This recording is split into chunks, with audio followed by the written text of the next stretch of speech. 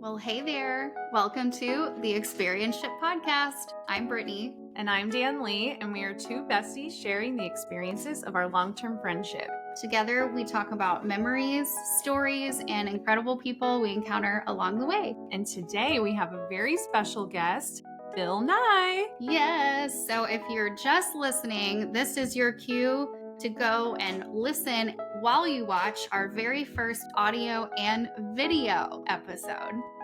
So join us now as we welcome Bill Nye. Yay. Okay, so hello and welcome, Hi. Bill Nye, to the Experienship Podcast. Bill is popularly known as Bill Nye the Science Guy. Mhm. Among many of his achievements, he was nominated for 36 and winner of 19 Emmy Awards. Former mechanical engineer, TV host of Bill Nye the Science Guy and Bill Nye Saves the World, writer, educator, climate change advocate, I'm sure I'm missing some, current CEO of the Planetary Society. We are so excited to have you here today. Yes. Brittany and I and our friends, we've grown up with you. We've been inspired by you for decades, and we're so excited to get the chance to chat with you today. And thank you for taking time out of your busy life to meet us. We're so happy to have you. It's good to be had. Yeah. Thanks for watching the old show. Put my heart and soul into that thing. I'm very glad that you guys it sounds like you got a lot out of it. That was the goal. Yeah. So it's good to see you. Are there any questions on what we've covered so far? No. That's a joke. That's irony, No, people. we have no questions unless we got the bio wrong. Then Yeah. No, well, sort of. I didn't win 19 Emmys. Oh, okay. Yeah, the show did. I won 7. Wow. As part of the 19. So we won the writers. I was a head writer. The writers won 5 times. That was cool. That's amazing. I And love then I that. won as a producer, and I won as the so-called host, the on-camera department, the OCD, as I like to call it. Wow. And so the show was really good. I mean, it meant a lot to me, and the people worked on it. Last September, we had the 30th anniversary of the first airing of The Science Guy. This September will be the 31st anniversary. Wow. Did y'all do anything special for that? Yeah, we had a big party in Seattle. Yeah. Oh, cool. I On love the that. top floor of the skyscraper. We tore it up. We tore it up. We had a good time. Was good it at the building where you filmed the show? Oh no, that Wasn't the a building. Was it? The building where we filmed the show is still there. It's right next to the football stadium. Is it what is it now? Is it Lucent Field? What is it now? I was there in October for crying out loud. It's changed names a couple times, but it's right. That building's still there. It is a warehouse. Wow. And among my favorite hilarious stories, the Disney guys, these executives come to Seattle to see just what is the problem. What are these country bumpkins doing with our funding? And they come in and they used a phrase I had never heard before. They said, "Why did you run brick? Why'd you run brick up there 2 stories?" It took me a beat to realize. I had them go up to it. I said, "This looks just like artificial styrofoam plastic brick, but this is a brick wall made of bricks." And it hadn't occurred to them. It just hadn't occurred to them that there'd be Bricks walls. real bricks in a TV studio because they were used to everything being fake. That's It's part of interesting to show me. business that we don't Yeah. understand. So anyway, they were embarrassed. It was cold to the touch and all that. But that building's still there, and people have talked about putting a plaque by the door, but it'd be one more thing to spend money on. They haven't gotten around to it. They should. They totally should. It's so Who's they? Who are the theys out there? Disney people, Disney's voters, no. your watchers, your viewers. Disney's not. It's not their thing. It's not their thing. You know, Disney funded about 1/3 of the show, but they did not produce it. They did not do anything to produce it. Nothing. I just like to remind people. We did all the preparation of the video. We made digital beta tapes. We did all that. Disney had nothing to do with the actual production of the actual show. Okay. Back to you. Wow. Yes, I love it. Okay, we love the clarification. Yeah. We'll not give them any credit. It just rubs me the wrong way, as you may infer. Yes. Well, now we are informed as well, so we'll never give them credit for your show. But they put it on. They syndicated it. I mean, they had a role. It had a role. My goodness, but they didn't produce it. And those two executives came to Seattle and sort of didn't realize what was going on. It's just part of it for me, man. I'm fine. I love that. Well, we're going to touch a little bit more on that part of your life, but we kind of want to touch, we're really interested in your parents. And we want to talk a little bit about your childhood. So your mom being a secret code breaker for the Enigma code. And then, well, she was in the Navy. I mean, and she was what they called a crypt analyst. She was. Wow. And so and you asked her, there you go. You asked her what she did during the war. She would not talk about it. And people of her age, the war means one thing, World War II. It's just enormous global conflict that led to the economy that we all have today. As strange as it may seem, that we all rely on today. So,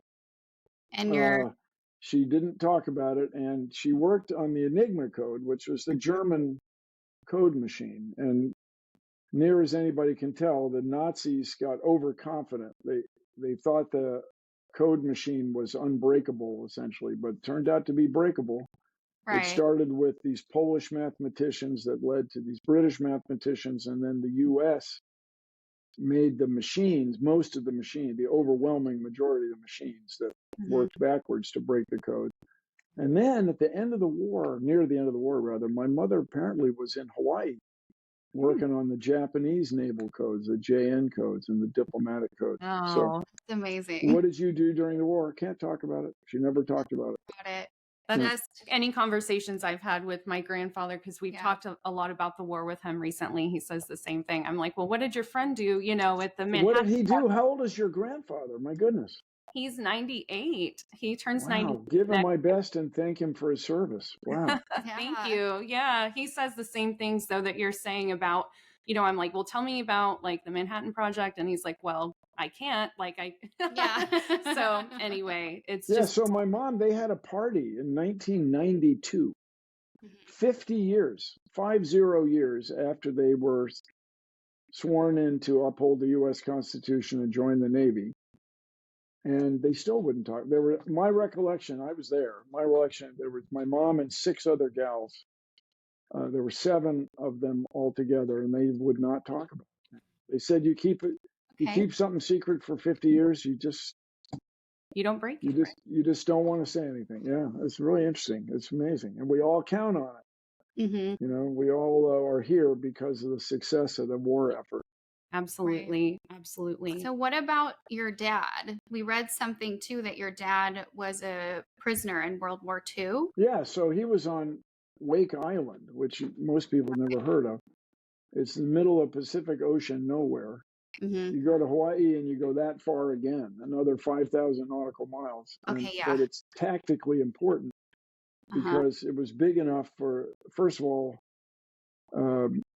ships would stop there to take a break. It's a very small island, or island side by side on an atoll, reef created by coral. And then later, it was big enough for the Boeing Clipper flying boats, the seaplanes that carried passengers, to land there and refuel. Wow. And then when it became clear that the Japanese government was trying to take over the Pacific, the Navy was building an airstrip there. It's long enough so airplanes could land on land, which is much more economical than making planes. By economical, I mean you can make planes lighter weight than making them robust enough to bounce around in the ocean. And my father was a civilian, Okay. and they were building the airstrip, and they were bombed on April 8th, which is the same morning as April 7th in Hawaii because of the international date line. It was Okay. it's so far west, it's west of the international date line. Wow. Anyway, they fought back for 2 weeks, sank a couple Japanese ships, and then they were overwhelmed on Christmas Eve, 1941, and my dad spent 4 years as a prisoner of war. Wow. Longer than anybody else from the U.S. And I was talking with my brother and sister about this the other day, just a few days ago. And I remember my brother remembered my dad being very sympathetic to the guys who came back from Vietnam because they were ignored. My dad, as a civilian, did not get veterans benefits for years, not until my recollection, 1985 is when they got veterans benefits. And that was really good for my dad. I'm not joking, he could get his wisdom teeth pulled, which were causing him all kinds of trouble. And anyway, the Vietnam veterans were ignored and spat upon, literally in some cases, because of the unpopularity of that war. But as my dad sympathized with those guys because they were not embraced as veterans who won the war. They were just in the way, kind of deal. Yeah, But anyway, both of my parents' ashes are interred at Arlington National Cemetery. So my dad and his guys, the Defenders of Wake, they're called, were declared veterans later, privates in the Marines later. That's incredible. Wow. That's amazing. I had nothing to do with it. And every time I think I have a problem, I just say to myself, get over it. Yeah. Like, You mentioned your dad being very sympathetic. Is that, sorry, I think we had a little glitch. I didn't mean to interrupt you. Did that have an impact on your childhood with, your mom? No, by the time the guys from Vietnam were coming back, I was in high school and then college. Mm-hmm. So it wasn't, I know what you mean, but it was not inconsistent with my dad's overall approach to life, which is roughly everybody's responsible for her or his own actions. Leave the world better than you found it. Everybody you'll ever meet knows something you don't. Mm-hmm. So that sounds very Bill Nye, right? Well, I mean, I'm his son. I'm my mom's son. What are you going to do? Yeah. Playing the hand I was dealt.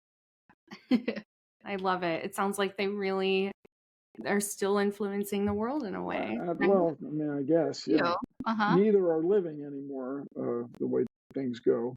Mm-hmm. But they had a huge, I mean, I am who I am on account of them. That's amazing. That's great.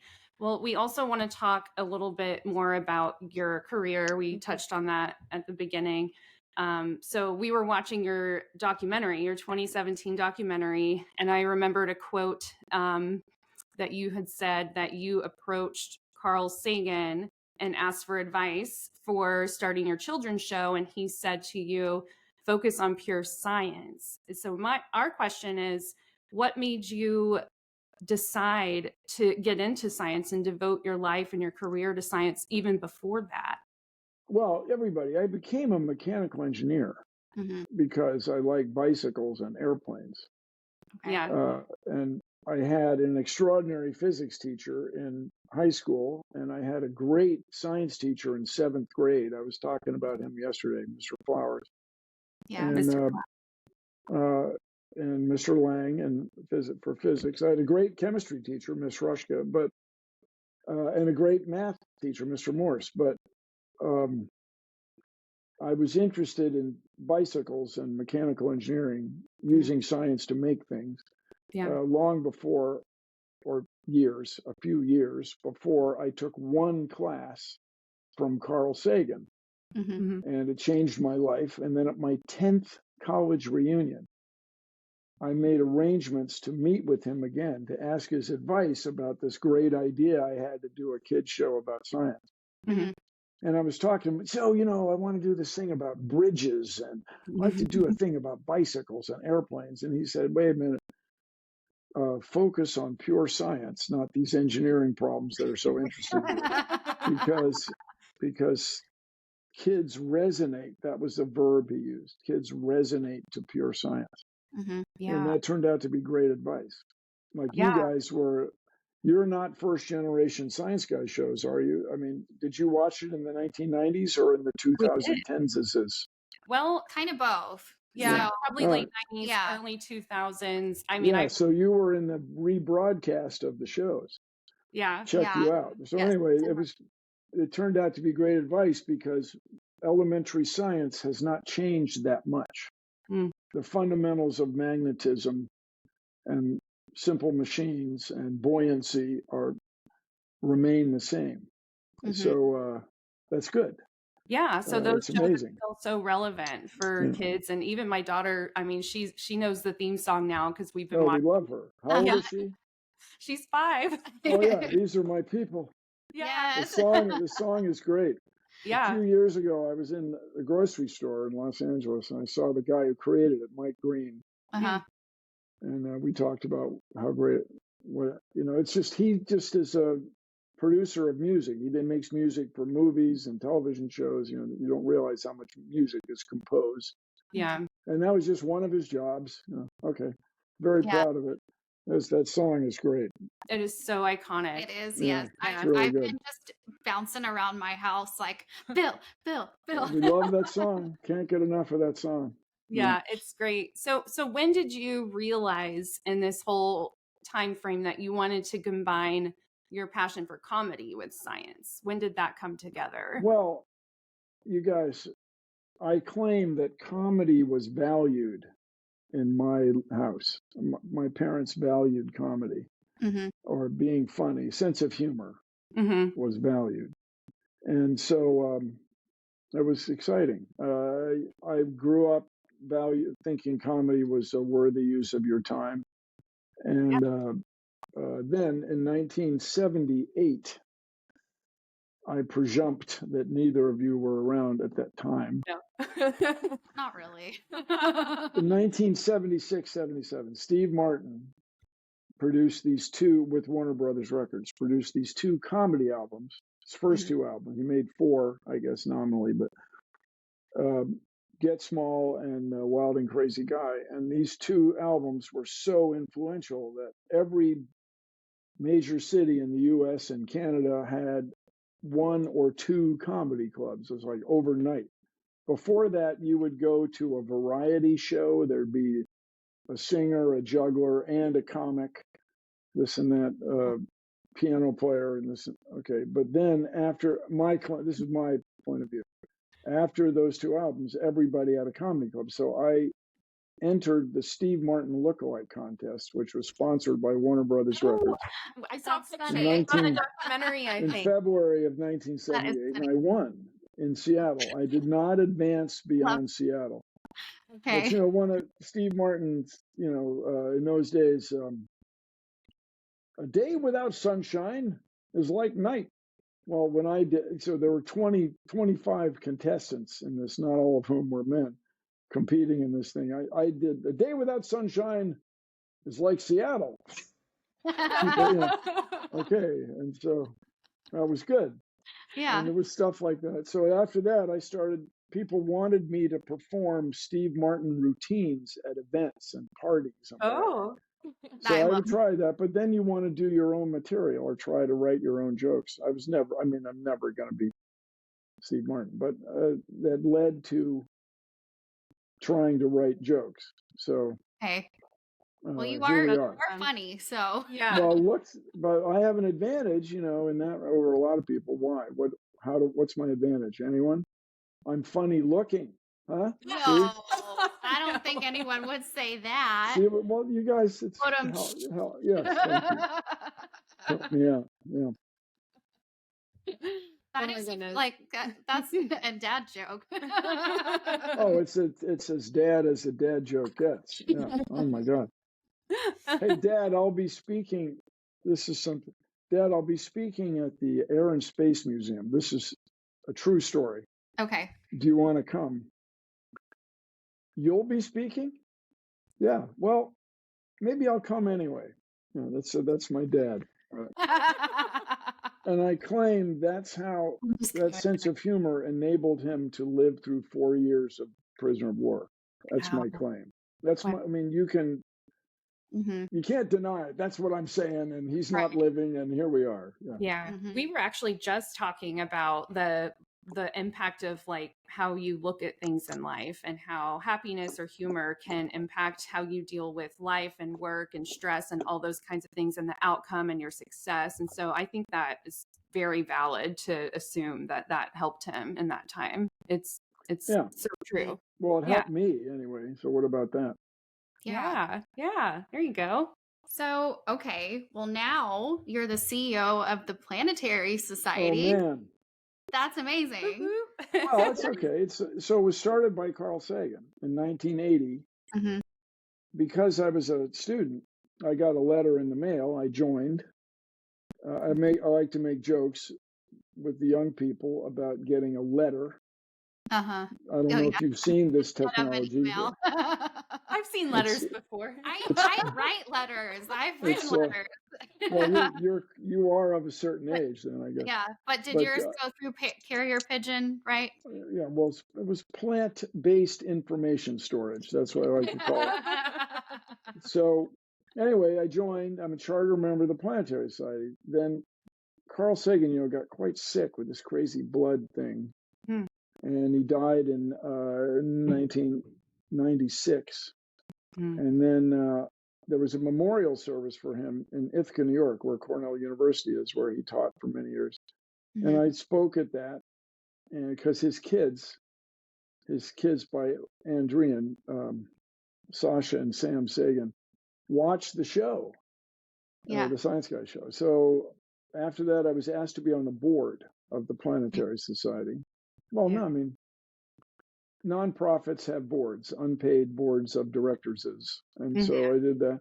And then after a while, they wanted me to be CEO, and I was not paying attention, and they took a vote, and here I am. They decided that you would be the CEO. We are the world's largest non-governmental independent space interest organization.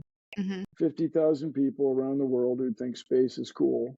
You all should join. All your listeners should join. Yes. We follow on Instagram.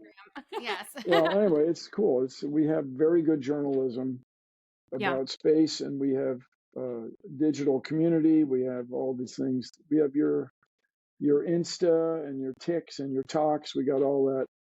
Yeah. And we have events. There'll be a launch of the Europa Clipper mission. Spacecraft to go to the moon of Jupiter. There's twice as much ocean as Earth. Wow. And Jupiter's a long way out there. We'll get there in 2030 and start exploring. Meanwhile, in 2029, there will be the close approach of the asteroid Apophis, named for the Greek god of anxiety, and it will come past on April 13th, Friday the 13th, 2029. In 2029.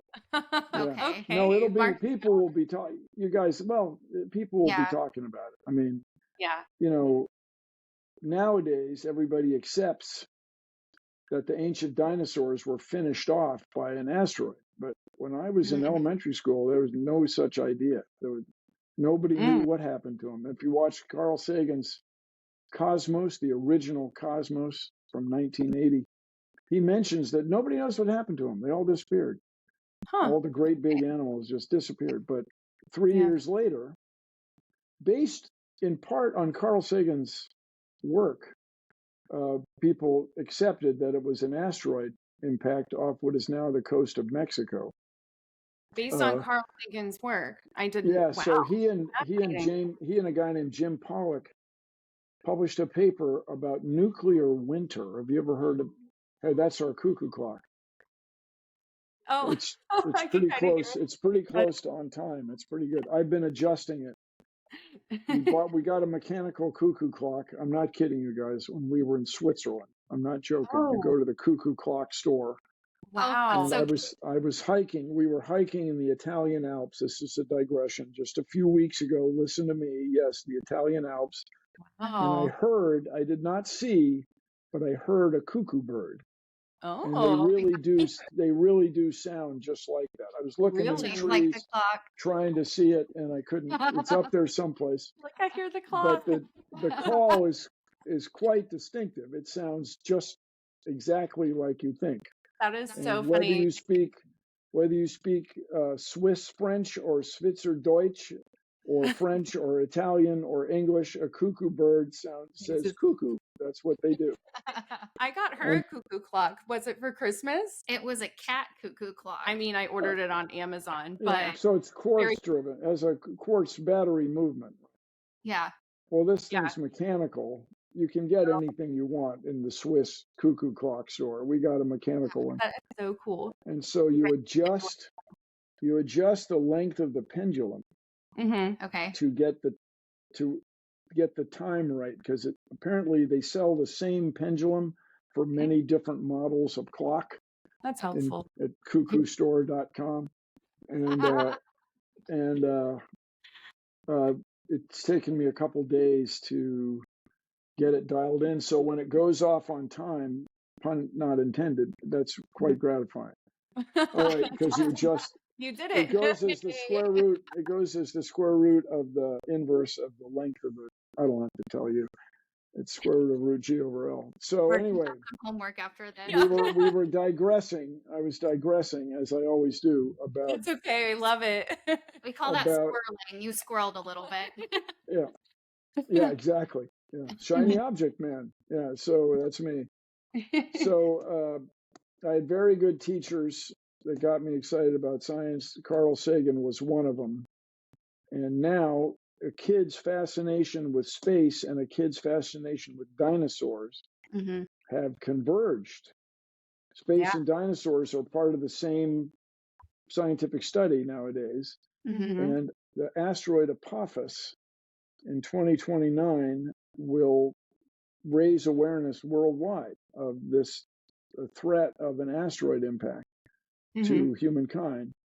Anyway, Carl Sagan and Jim Pollack wrote this paper claiming or asserting that if you set off every nuclear weapon in the world at the same time, you would create this cloud of dust over the Earth's surface You were telling me about that would shade the Earth so strongly that you wouldn't have enough farm food for everybody. Agriculture would be brought to a standstill. And this was poo-pooed as just too extraordinary, not enough data to support it. This and that, too many broad stroke presumptions. And then 3 years later, Walter and Luis Alvarez discovered or proved that the asteroid, to most people's satisfaction, that the asteroid impact off Chicxulub, what is now Chicxulub, Mexico, would produce the same sort of cloud. And that's probably why there wasn't enough food for the very large ancient animals to stay in business. That's really so cool that you bring this up, because we had a conversation about this recently, and she was telling me this theory that I had never heard. So that is so neat that you're bringing it up. It's not Which theory had you never heard? Yeah, I mean, well, which one of those had you never heard? The part of the cloud, like with the asteroid. So my brain is always just the asteroid killed the dinosaurs, but I didn't know about like. So the extraordinary thing that this Gene Shoemaker, especially, after whom the Planetary Society names its Shoemaker grants. We give money out to people who hunt asteroids. These are astronomers with strong, powerful telescopes. Okay. The extraordinary thing is this thing hits and throws all this material into the sky, but because of Earth's gravity and the velocity at which this debris, this ejecta, the ejected stuff, is tossed up, it forms a sphere around the Earth. I mean, the cloud goes all around the Earth because of Earth's gravity and the speed of the impact, the speed of the ejecta. It's really amazing. And so this is analogous to most people live in the northern hemisphere because most of the continents are in the northern hemisphere, 90% of people. even if you include Africa, South America, 90% of people live in Northern Hemisphere. Mm-hmm. But nevertheless, if nuclear exchange happened, we set up all these nuclear weapons, the cloud would be global. It would be worldwide because of the gravity of Earth. The whole Earth. Which is absolutely terrifying. Well, it is. And so this is why I'm digressing a bit, talking politics. This election is very important. Mm-hmm. We do not want the extended dance mix of the war in Ukraine to become a nuclear war. Mm-hmm. That would end life as we know it for almost everybody. Yeah, we've talked about that a bit ourselves. Vote, everybody. Vote. Yeah. I'm not telling you for whom to vote. Oh, no. But vote. Well, we did have a question. I know we're kind of at time, but if you had time for maybe one more question, we did want to ask you if there is anything that you want to tell people, or right now in this time, something specific that would be good for us to hear, or anyone to hear it specifically about climate change. We want to hear. So if you talk about, what's everybody's favorite word right now? Existential. Mm-hmm. Just so everybody, let's define existential. It means having the characteristics of or pertaining to existence. Okay. It will be very hard for everybody to exist if we don't do something about climate change. Mm-hmm. Right. And something about climate change includes stop burning all these fossil fuels and come up with means to produce electricity for everybody in the world. Yeah. These are two huge technical challenges. Mm-hmm. But right now, people say, hey, Bill, what can I do about climate change? Bill Nye, Science Guy. I'm recycling my water bottles. That's great. I'm recycling my paper. Okay, that's not going to do it. We just moved the recycling bin out of the way. We were like, well, at least he knows we recycle if he sees it. No, but I mean, that's just not going to do it, everybody. Having everybody, it's important. It's not irrelevant, but it is not going to be sufficient. Yeah. So I say 2 things to do about climate change is vote. Mm-hmm. Vote and talk about climate change. If we were talking about climate change, or we talk about these other cool things, we'd be doing something about it. Yeah. So talk about climate change and vote. Oh, ho, ho. I'm not saying for whom to vote, at least not right now. Yeah. But we ended up with 2 political parties. Mm-hmm. And the reason for that, to me, is the same reason we have 2 baseball teams in the World Series, 2 teams in the Super Bowl, and 2 teams in the World Cup, is because that's just, you end up with 2. Otherwise, if you have 3 teams, you're not sure who's 2 are going to gang up on the other, and you're going to end up with 2 against 2 or 1 against 2 or something. Yeah. So we have 2 political parties. One of them is not even acknowledging that climate change is happening, let alone presenting to voters and taxpayers what they're going to do about it. Mm-hmm. So I'm not telling you for whom to vote. Oh, no. No. But take climate change into account when you vote. Yeah. Okay. And if you don't want to vote, if you're listening to this and you don't want to vote, would you just shut up and let the people who are concerned about the future make the decisions? Thank you, guys. Yes, thank you so much. Turn the Experienship podcast up loud. Share it with all your friends. Check out planetary.org, and working together, we can, dare I say it, change the world. All right, you guys. Thanks a lot. Thank you so much for your time. Thanks. Yeah, Bill. okay, you guys. All right. Thanks for listening. We'll see you next time on the Experienship Podcast. Don't forget to go and like, share, and follow us on Instagram and Facebook at the Experienship Podcast.